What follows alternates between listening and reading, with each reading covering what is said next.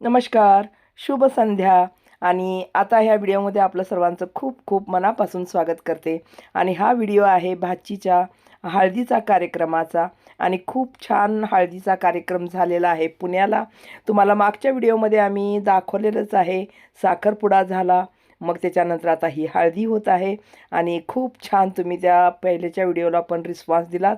तर आता ह्या व्हिडिओ पण तुम्ही शेवटपर्यंत पहा आणि पहा कशा प्रकारे इथं हळदीच्या कार्यक्रमाची तयारी झालेली आहे. आम्ही गेलो पुण्याला गेल्यानंतर आमची खाण्यापिण्याची राहण्याची खूप छान व्यवस्था केली गेली होती भावातर्फे. आणि इथं पहा खेळ पण इकडं होत आहेत. आणि हे पहा नवरीचं पण हे पहा डान्स चालू आहे इकडे. आणि इकडे हळदीचा पण कार्यक्रम इकडं सुरू करण्याची तयारी चाललेली आहे.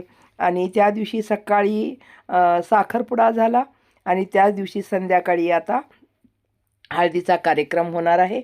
आणि त्याच्यानंतर मग म्युझिक कार्यक्रमसुद्धा होणार आहे. म्हणजे आजच्याच दिवशी 3 कार्यक्रम होणार आहेत.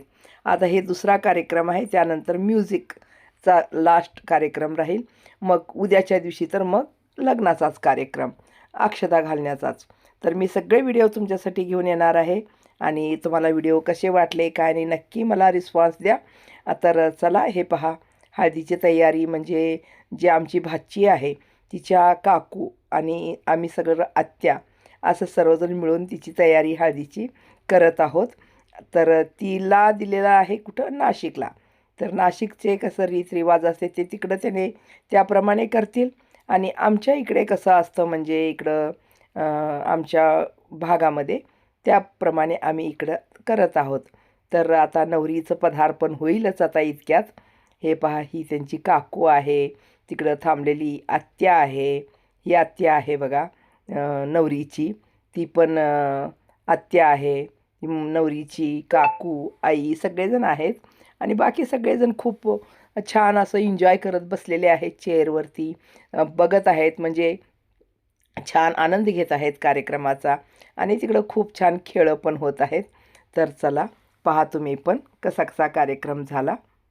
आता इकडे हळद लावायची म्हणून पूर्ण तयारी आम्ही करून ठेवलेलं आहे. आणि तिकडे खेळ काय संपत नाहीत. खूप छान म्युझिक इतकं तर छान लावलेलं आहे ना, त्या धूनवर सगळे काही डान्स करत आहेत पहा. आणि इकडे आता नवरीला बोलवायचं आहे, नवरा नवरीला हळद लावण्यासाठी. पण तिकडे खूपच छान म्युझिक लावलेलं आहे. आता मी म्युझिक तुम्हाला दाखवू शकत नाही, ऐकू शकत नाही, कारण कॉपीराईट येण्याचे चान्सेस असतात. तर म्हणून मी म्युझिक बंद ठेवलेलं आहे. आता इतक्यात नवरीला बोलवायचंच आहे. आणि तुम्ही एन्जॉय करा तुम्ही पण, कारण आता लवकर कार्यक्रम हे आटोपला ना, मग पुढचा म्युझिकचा कार्यक्रमसुद्धा वेळेवर करावं लागेल ना. आणि थंडीचे दिवस आहेत, लहान लहान मुलं घेऊन सर्व बसलेले आहेत. आले बघा इथं, बघा हे नवरा नवरी आलेले आहेत. इथं कसं सर्वजण सांगत आहेत की असं मध्ये जायचं तसं मध्ये जायचं, सर्वजण सांगत आहेत. आणि त्यांचं आता मध्ये पदार्पण होईल. आणि थोडक्यात म्हणजे एकदम साध्या सरळ पद्धतीने हळदीचा कार्यक्रम करणार आहे. पूर्वी कसं हळद लावायची प्रथाच वेगळी होती. आणि अशा थंडीच्या दिवसात किंवा उन्हाळ्याच्या दिवसात, कोणत्याही जास्त करून उन्हाळ्याच्या दिवसात पूर्वी लग्न व्हायचे. आता कसं झालं आहे, कोणत्याही महिन्यामध्ये लग्न होत आहेत ना. आणि हे काय आता थंडीचे दिवस, खूप थंडीचे दिवस आहेत. आणि अशा पटांगणामध्ये आंघोळ घालणं, हळद लावणं, खूप अंग भरून हळद लावायची अगोदर. आता तशी पद्धत कुठे कुठे थोडीशी म्हणजे कमी प्रमाणात केली जात आहे. आणि छान पण ते वाटत आहे. असं नाही की आपण जुन्या रीतिरिवाजाने चालायचं, तसं काही नसतं. आपल्याला योग्य असं वाटत असलं तर जुन्या रीतिरिवाज थोड्याशा कमी करू शकतो, त्यात काही बदल करू शकतो. कारण आपलं प्रत्येकाचं माइंड जो असतं ना वेगवेगळं काम करतं. आणि प्रत्येकाला सोयीनुसार आपण कार्यक्रम करावा. सोयीनुसार करण्यामध्ये इथं बसून मला सगळीकडे हळदीचा कार्यक्रम आणि जुन्या पद्धतीनं ठिकाणी करत राहतात. पण आता थोडासा हळदीच्या कार्यक्रमामध्ये बदल केलेला आहे. आणि खूप थोडंसं नावापुरतंच हळद लावायची, जी हळद लावायची, जी हळदीचा कार्यक्रम करायचा ते घरात करायचं. हळदी खूप लावायची, आंघोळ घालायचं ते सर्व घरात. आणि अशा सार्वजनिक ठिकाणी फक्त नाव थोडीसं लावून आपला कार्यक्रम झाला असं जाहीर करतात.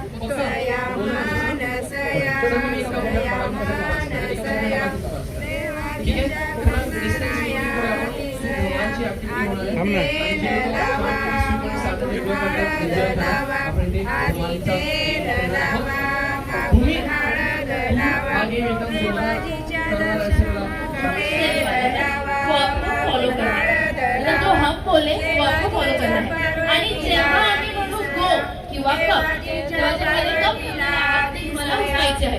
आता दोघांपैकी ज्याला पहिला उचलला गेम मध्ये कंटिन्यू करेल। अशा प्रकारे ना आम्हीच गाणं म्हणलो। आता कुणाला गाणं म्हणायचं, आता जास्त करून गाणे म्हणणारे सुद्धा मिळत नाहीत ना, म्हणून जसं आलं तसं आम्ही हळदीचे गाणे म्हणलं। आणि त्यानंतर आता फक्त हातपाय वगैरे धुवून थोडी थोडी हळद लावायची आहे, कारण अगोदर लावली गेलेली आहे हळद। तर खूप छान सुटसुटीत असा कार्यक्रम करायचा आहे। नंतर डान्स वगैरे आहे ना, त्यामुळे मग मेकअप वगैरे सगळं जास्त खराब करायचं नाही आहे, त्यातल्या त्यात चांगला कार्यक्रम करायचा आहे। हळदीचा कार्यक्रम म्हणजे कसं कुठं कुठं खूपच जास्त लावतात आणि कुठं फार कमी प्रमाणात असतं, तसंच आमचं आहे। आता सर्वजण येऊन हळद लावत आहेत। तर हळदीचा कार्यक्रम अशा प्रकारे पार पडला आणि त्यानंतर तुम्हाला मी दाखवणार आहे म्युझिकचा कार्यक्रम कसा झाला आणि नंतर अक्षताचा जो असतो लग्नाचा कार्यक्रम कसा झाला, तुम्ही नक्की बघा। चला अजून शेवटपर्यंत व्हिडिओ तुम्हाला मी घेऊन जाते, कसं कसं आणखीन शेवट तुम्ही छान प्रकारे रिस्पॉन्स दिला, त्याबद्दल आपले खूप खूप धन्यवाद। अशीच आपली साथ राहू द्या।